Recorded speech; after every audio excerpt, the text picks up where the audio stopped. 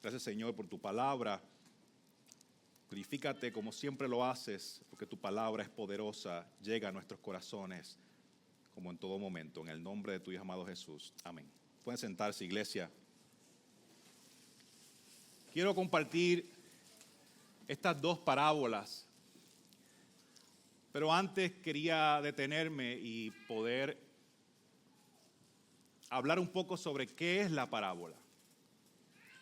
Jesús era el maestro de la narración.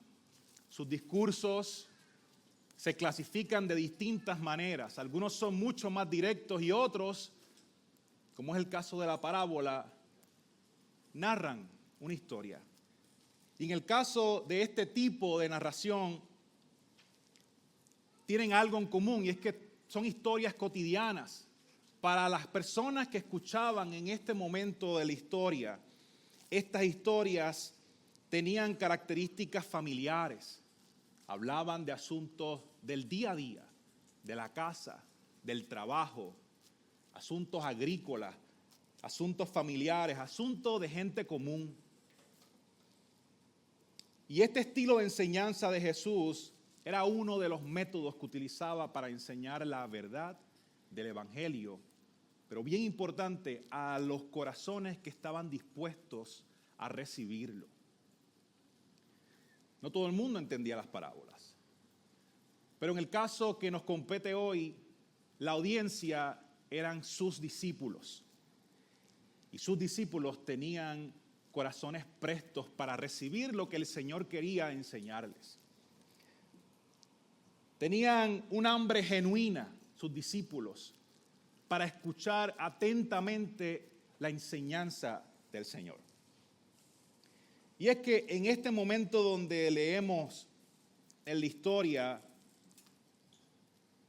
Jesús salía del templo y hizo un comentario particular sobre las cosas que vendrían y cómo no iba a quedar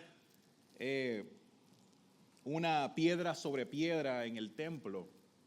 Y eso sin duda ocasionó un poco de nerviosismo en los discípulos. Dice Mateo 24, estoy yendo un poquito atrás, capítulo 24, versículo 3. Y estando él sentado en el monte de los olivos, los discípulos se le acercaron aparte diciendo: dinos, ¿cuándo serán estas cosas? ¿Y qué señal habrá de tu venida y del fin del siglo? Y en estos corazones un poco inquietos de los discípulos, ¿de cuándo es que van a pasar estas cosas que estás diciendo? ¿En qué momento es que vas a regresar? Háblanos, les pedían los discípulos. Y Jesús, siendo el maestro por excelencia, le cambia la pregunta a los discípulos de el cuándo al qué. Estás haciendo las preguntas equivocadas, en otras palabras, decía el Señor. Lo importante no es el cuándo, lo importante es el qué vas a estar haciendo mientras espera mi llegada. Y el cómo debemos actuar mientras estas cosas se cumplen.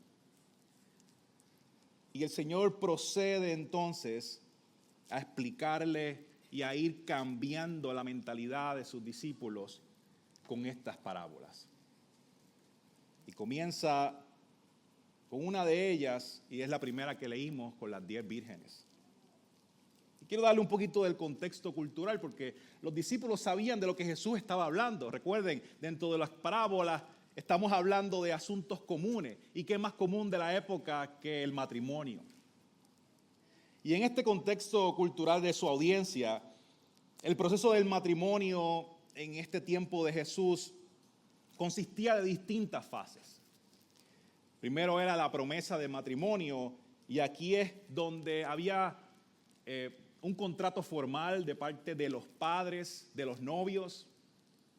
Y usualmente en este caso, una vez se hacía el contrato, uno de los padres, en este caso era el padre del novio, le hacía un pago al padre de la novia, y en ese instante emprendían un camino y un proceso, en muchos casos largo, para poder llevarlos al matrimonio.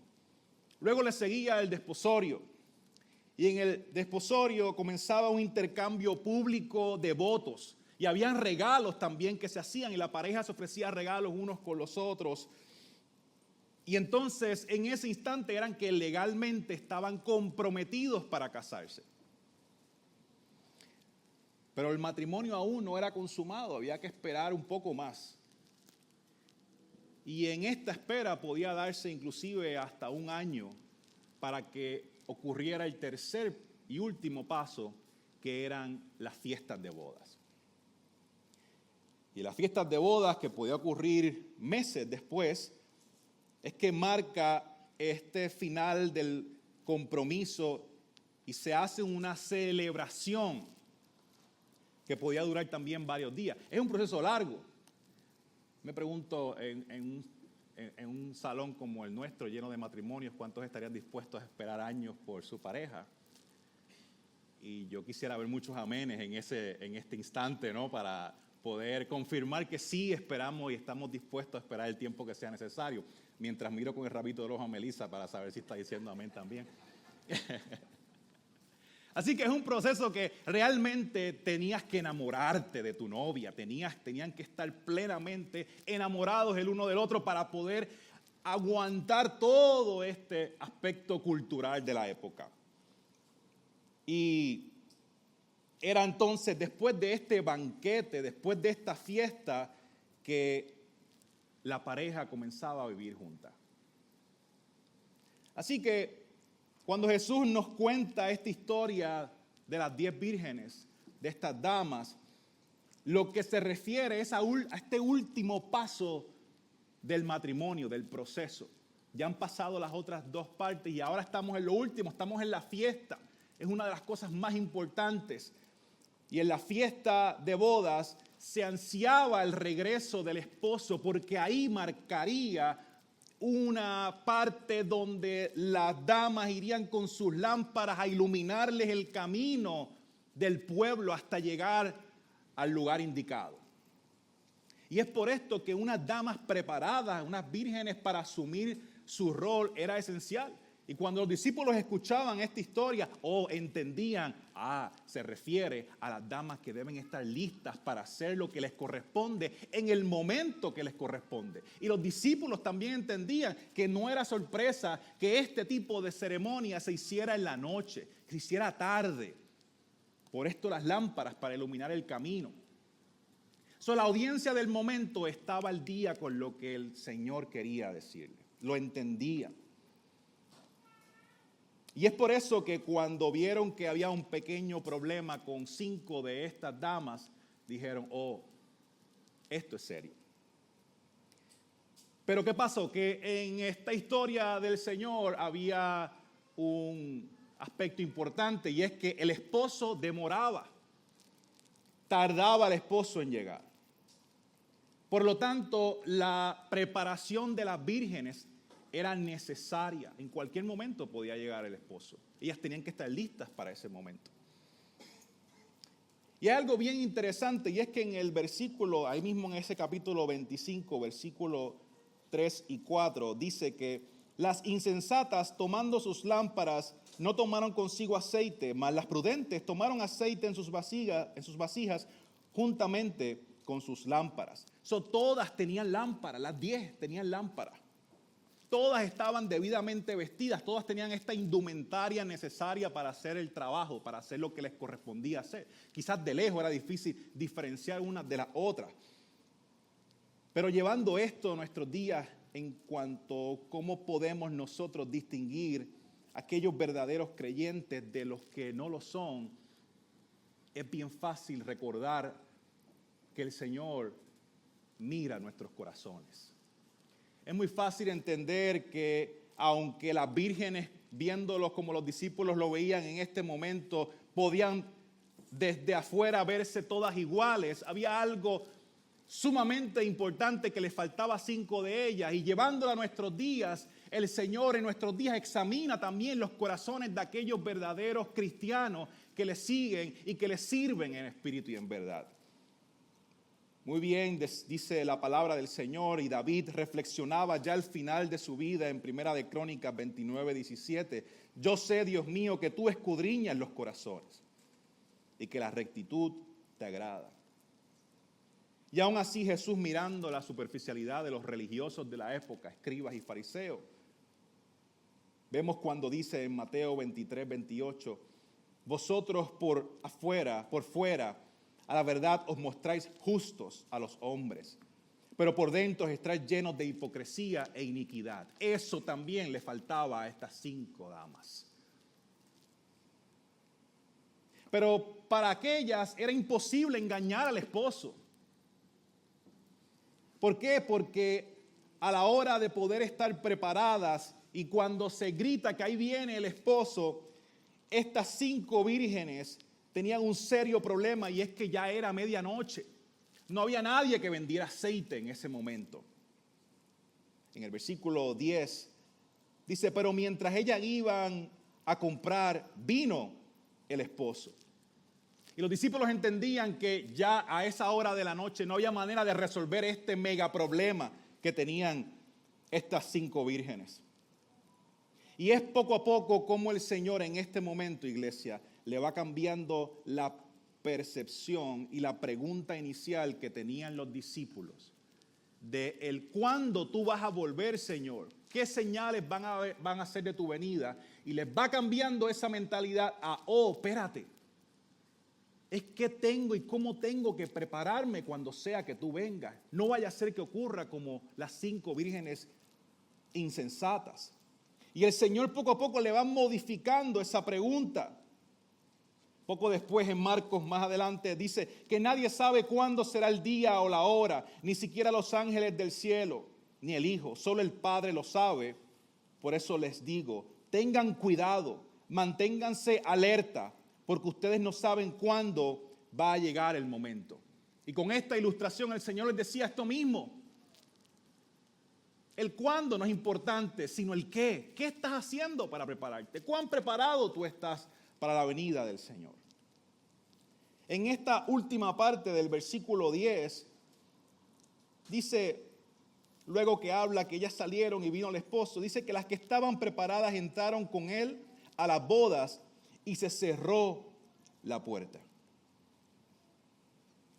Y los discípulos comprendían en este instante que ya el momento de ser vigilantes había pasado. Que la consecuencia para no estar alertas es quedarse fuera de las bodas. Para nosotros, en nuestros días, esto se traduce a una gran verdad, bien sencillo. Que aunque la fidelidad y la vigilancia no son condiciones para la salvación, porque es un regalo del Señor, sí son evidencias. La fidelidad y la vigilancia son evidencias de haber sido verdaderamente, de haber recibido verdaderamente la gracia salvadora. Voy a decir eso una vez más. Que a pesar que la fidelidad y vigilancia no son condiciones para recibir la salvación, sí son evidencias. Es una prueba, es una muestra. ¿De qué? De que estamos verdaderamente salvos. Y sabes que una de las maneras más evidentes de poder estar seguros y conscientes de que estamos esperando al Señor es que sentimos paz. Es que el cristiano genuino, cuando piensa en la venida del Señor, se siente tranquilo. Dice la palabra del Señor en Juan 14:27. La paz os dejo y mi paz os doy. Yo no las doy como el mundo la da, así que no se turbe vuestro corazón. Lo importante al final, ni tenga miedo. El creyente genuino también siente junto con esta paz otra evidencia, y es que siente pasión por hablar a los demás del Señor. Siente pasión por poder proclamar las buenas nuevas de salvación a otras almas que lo necesitan. Porque saben que si no escuchan y no se acercan al Señor, igual sufrirán el mismo castigo que estas 5 vírgenes insensatas. En Corintios Pedro lo dice igual, capítulo 15, versículo 58. Así que, hermanos míos, amados, estad firmes y constantes, creciendo en la obra del Señor siempre, sabiendo que vuestro trabajo en el Señor no es en vano. Así que el llamado es a esperar y a ser vigilantes, pero también es qué voy a hacer mientras espero. El llamado es a trabajar. El llamado también que el Señor nos da es que mientras espero debo estar activo, sabiendo que no es en vano lo que hago para el Señor, sino que otras personas también puedan beneficiarse de la oportunidad y la palabra que yo puedo brindarles de este evangelio. Y ahí es que llegamos a la segunda parte del discurso del Señor. Y aquí Jesús iba poco a poco entrando y explicándote de que el cuándo no es importante, estás vigilante, esto es lo que tienes que esperar. Pero mientras esperas, aquí viene la otra parte, la parábola de los talentos. ¿Qué es lo que debemos hacer mientras esperamos? Y quiero hablar un poquito del contexto económico en este caso, porque estamos hablando de talento y se refiere a ir a los bancos, etcétera. Y yo quiero tratar de simplificarlo lo más que pueda en este caso. Dice la palabra del Señor que habla de un talento, pero un talento no es una moneda, sino es una unidad de peso. Y esto usualmente lo que significa es que esta unidad de peso es de algún metal precioso, puede ser oro, puede ser plata. Y los estudiosos han podido catalogar y definir que el talento más o menos equivale a unos 6,000 denarios. Y en aquel momento un denario era el pago de un día de trabajo. Imagínense más o menos la cantidad que estaba dejándole este señor a sus siervos. Así que si un talento, estamos hablando que es 6,000 denarios, y un denario es un día de trabajo, pues estamos hablando 6,000 días de trabajo para uno. 6,000 días de trabajo más o menos son como unos 15 o 16 años de trabajo. Para un denario, para un talento, perdón. 2 talentos, estamos hablando entre 30 y 40 años de trabajo. Y 5 talentos, que fue a la persona que más recibió, estamos hablando entre 80 a 100 años de trabajo. Y llevándolo hacia nuestros días, digamos que si un denario es el trabajo por un día de trabajo, digamos que nuestros días son $100. Y esto es de un obrero común. Estos no son los precios de José ni de Ángel aquí, ¿no? Estos son Ángel y José están en otro nivel económico, no vamos a cotizar los servicios de estos 2 grandes constructores, como el ejemplo que estamos dando hoy. Estos son obreros básicos, no están en ese nivel, pero pensemos para efectos nuestros que $100 es un trabajo de un día. Así que lo que le está dejando el Señor a su siervo es tremenda fortuna. Un talento, estamos hablando de poco más de $500,000, $600,000. 2 talentos, 1.2 millones. Y 5 talentos, $3 millones, llevándolo a nuestros días, ¿no? Así que es tremenda fortuna y tremenda confianza lo que está depositando el Señor en estas 3 personas. Pero si hay algo que ninguno de los 3 podía decir, es que no estaban claros de la asignación. En el versículo 15 dice que a uno dio 5, a otro 2 y a otro 1, y cada uno conforme a su capacidad. Y luego se fue.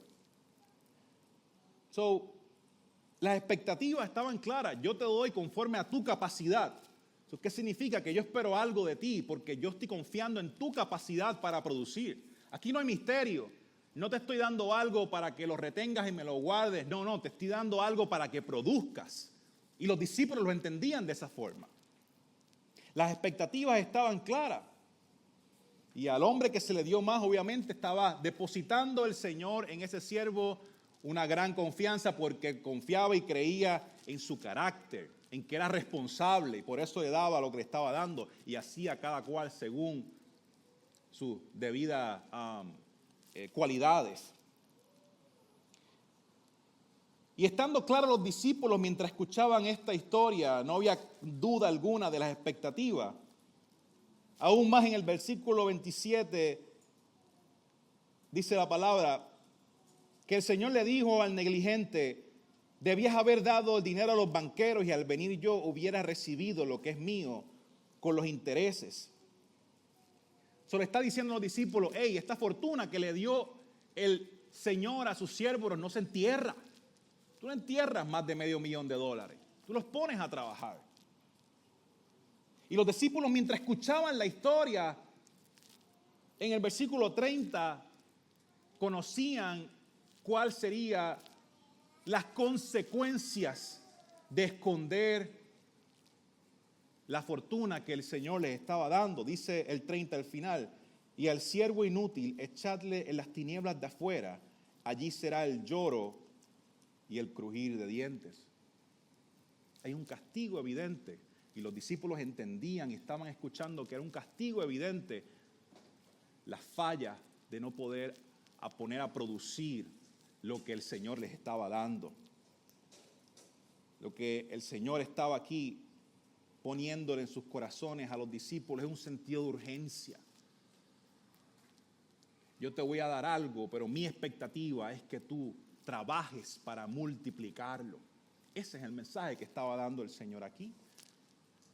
Y es el mismo deseo que en el día de hoy el Señor pone en nuestros corazones.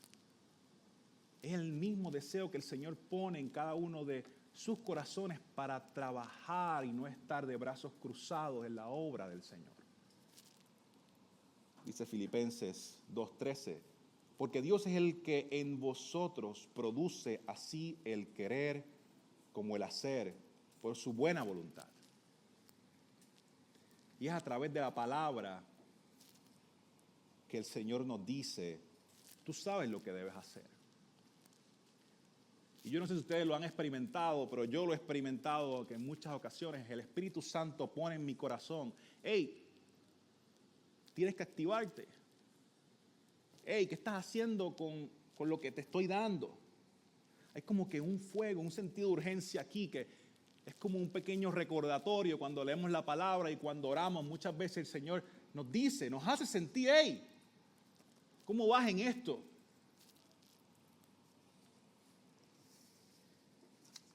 Y lo que el Señor está poniendo en nuestros corazones es un recordatorio del sentido de urgencia, de que el tiempo es ahora, de que no es un asunto de esperar y quedarnos vigilantes esperando, sino es que esperar y quedarnos vigilantes, pero también activos. Y entonces yo sé que muchas veces vienen nuestras dudas y vienen nuestras excusas. No, a veces hacemos eso. ¿Qué contribuyo yo? ¿Qué puedo hacer? ¿Para qué yo puedo realmente obrar o hacer en la iglesia, adentro o afuera? El recordatorio en la palabra del Señor es cuando nos dice, estando persuadido de esto, que el que comenzó en vosotros la buena obra, la perfeccionará hasta el día de Jesucristo. Pero es que soy muy joven, ¿qué yo puedo hacer? O es que ya yo estoy cansado y estoy muy viejo, déjale eso a los muchachos. Tantas cosas que podemos decir. Pero Pedro nos recuerda en la primera carta, capítulo 4, versículo 10, cada uno según el don que ha recibido, ministrelo a los otros, como buenos administradores de la multiforme gracia del Señor. Oh, sí, el Señor ha puesto algo en ti. No dudes, no dudes ni por un momento de eso, porque es parte de nuestra responsabilidad como verdaderos creyentes en la obra del Señor. La certeza de la salvación para nosotros produce un anhelo de usar los talentos que Dios nos ha dado para proclamar el Evangelio.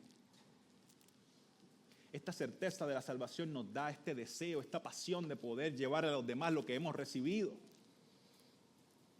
Ciertamente el siervo negligente, cuando le fue depositado en él la responsabilidad de los bienes del Señor, tuvo miedo. La venida del Señor, de su Señor, le provocó temor. Un temor que lo paralizó y decidió enterrar esos bienes. En las 5 vírgenes insensatas, el regreso del esposo le provocó una actitud de dejadez, de indiferencia. ¿Viene el esposo? Pues bien. Así que la pregunta que creo que es muy adecuada en este momento para nosotros en esta mañana es que ¿cuál es el sentimiento que prevalece en nosotros cuando pensamos en la venida del Señor? ¿Qué es lo que pensamos y sentimos cuando recordamos que, hey, el Señor viene pronto? Si hemos sido lavados por la sangre del Cordero, la respuesta a esa pregunta es: yo estoy tranquilo, yo siento paz. Yo siento tranquilidad porque me mantengo esperando, vigilante, preparado y a la vez trabajando. Eso a mí me produce paz. Y esa es la paz que nos libera para hacer tantas cosas por el Señor. Si la respuesta a la pregunta que les hago en esta tarde no es paz, quizás debamos tener un espacio de meditación. Quizás debamos preocuparnos un poco. Quizás es momento de que seriamente tengas una conversación con el Señor. Sabes, no hay duda alguna que el Señor murió y resucitó para darnos una salvación por gracia recibida por el Señor Jesucristo, recibida por fe en Jesucristo, y es segura y es eterna, y este es el regalo más grande de la historia de la humanidad. Yo recuerdo que en un momento dado yo ciertamente tenía algunos conflictos con eso, con lo fácil de ese planteamiento. Y recuerdo en una ocasión, hace varios años, estábamos en una actividad y estaba compartiendo con el pastor Xavier en ese momento. Todavía no habíamos llegado aquí a la iglesia y estábamos hablando y él me decía: esta es la salvación que el Señor nos dio. Y yo decía: espérate, Xavier, pero espérate, no es así de fácil. Tú me estás hablando algo así.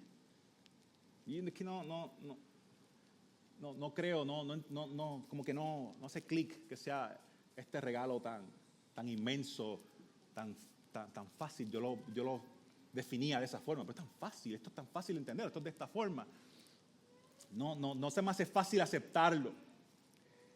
Y ustedes conocen a su pastor, como es él, ¿sabe? Él no escatima en las palabras. Y bueno, si tú quieres seguir sintiéndote culpable por las cosas, adelante, pues mete mano, ¿no? No hay problema, sigue así. Me lo tiró a la conciencia, ¿no? A la cuestión. No me debatió mucho, sino que me lo tiró ahí al pensamiento. Y eso hizo mucho impacto en mi vida, ciertamente. Y una vez reconocemos y aceptamos y recibimos este regalo tan especial, oye, lo cuidamos como lo más grande en nuestras vidas. Dice la palabra del Señor en Efesios 2:8 al 9, porque por gracia sois salvos por medio de la fe, y esto no de vosotros, pues es don de Dios, no por obras, para que nadie se gloríe.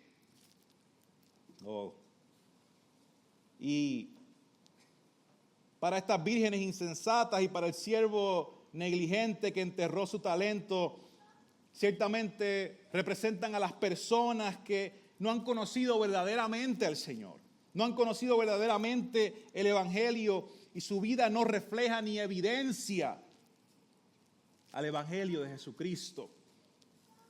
Y es por eso el tipo de reacción que obtenemos, porque muchos pensarán: wow, qué reacción tan fuerte. Pero estamos hablando, en el versículo 12, le dice el esposo: de cierto os digo que no os conozco.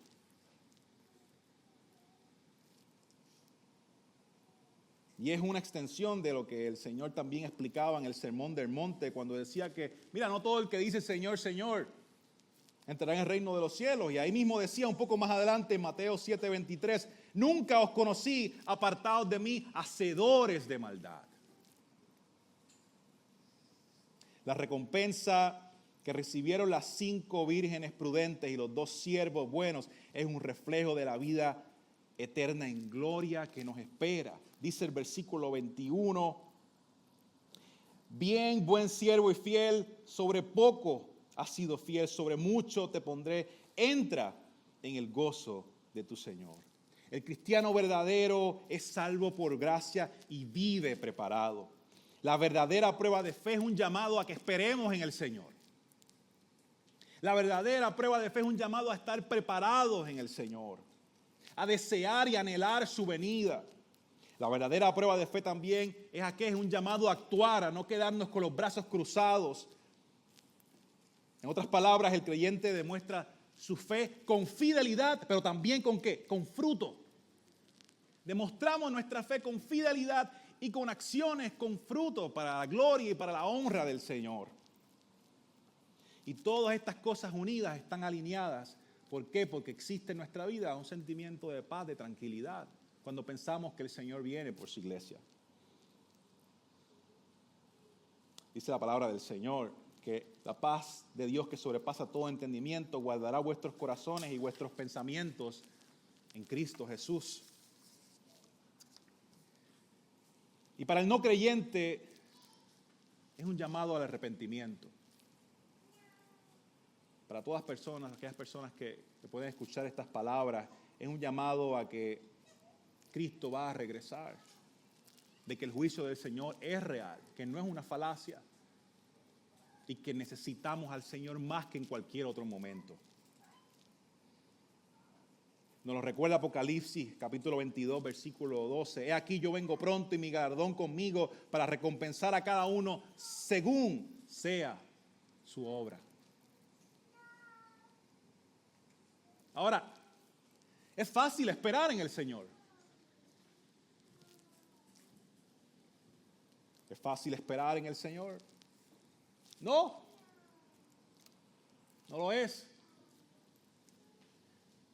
Hay algo que me llamó mucho la atención y está en el versículo 4 del capítulo 25, que dice: mas las prudentes tomaron aceite en sus vasijas juntamente con sus lámparas.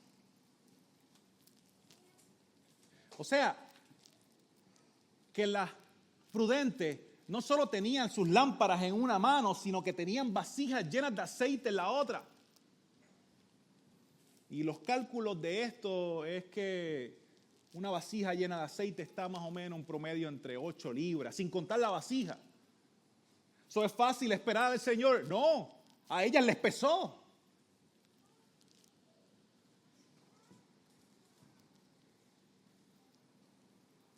A nosotros también va a llegar el momento en que nos va a pesar. Esperar al Señor en estos días, oye, no es nada fácil cuando hay tantas exigencias en nuestra familia, en nuestra vida,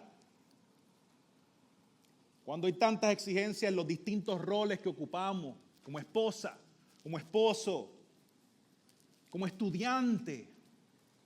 Hay tantas exigencias en distintas partes de nuestra vida.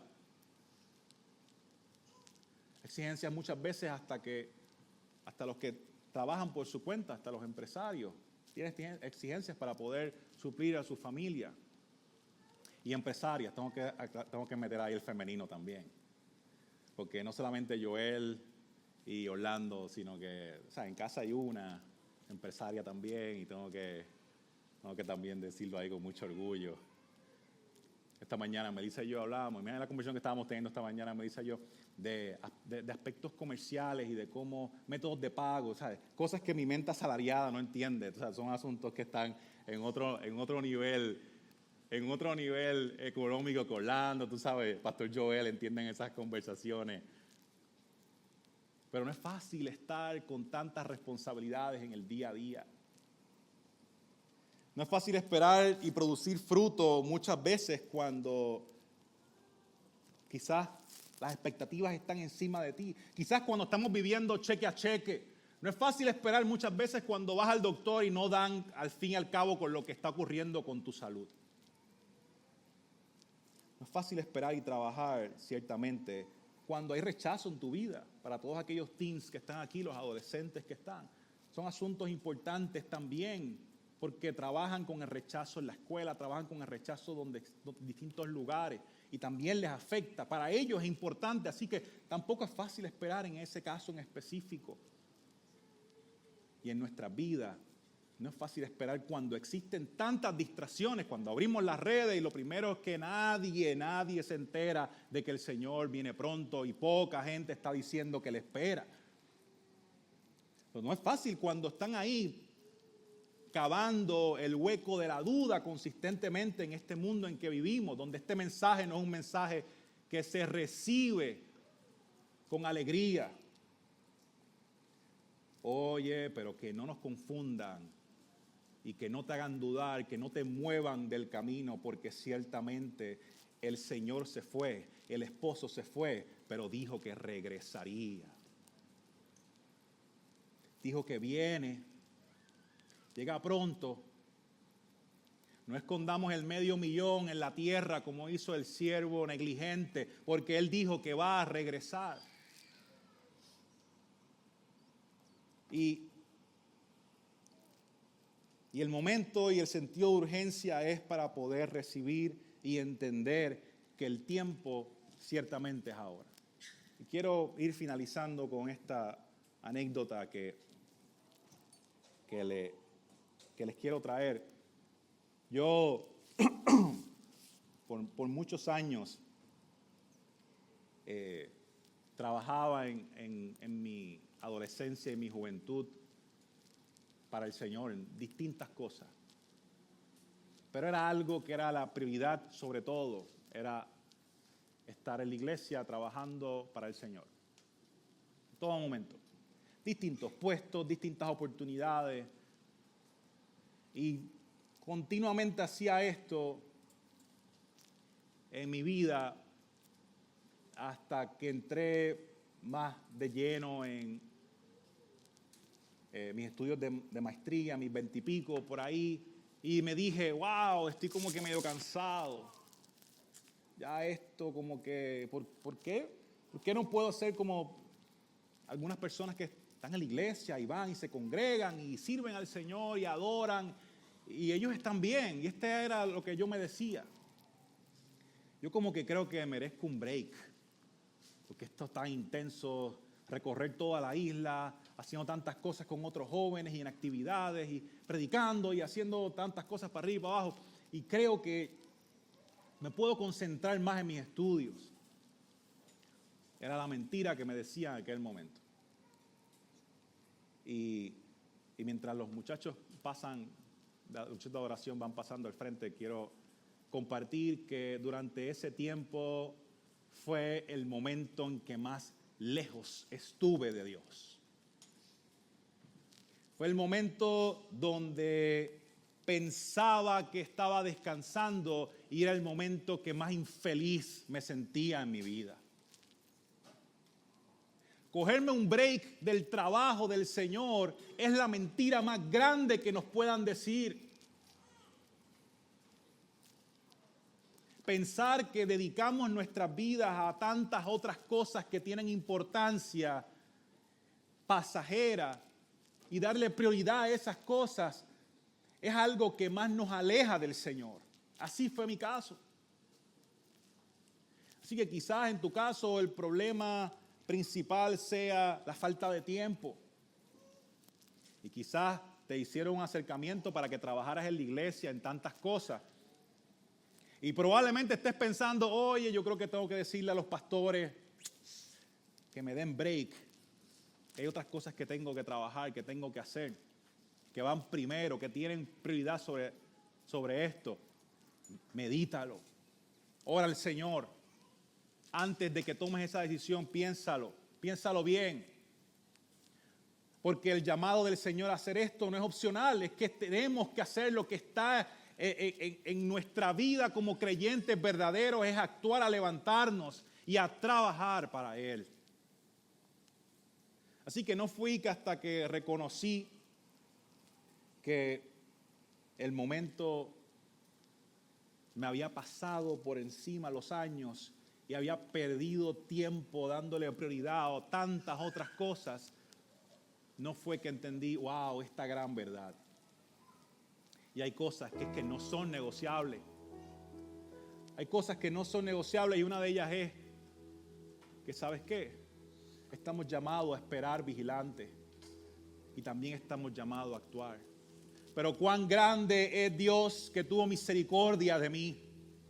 Cuán grande es Dios que nos mira y nos da tantas oportunidades para poder servirle en la iglesia o afuera. Cuán grande es Dios por su misericordia y por sus bondades, que nos dice: hey, aún no llega el esposo,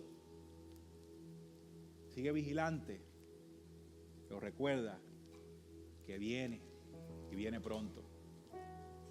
No sé cuántos adoran al Señor en esta tarde y quiero que el grupo pueda cantar al Señor.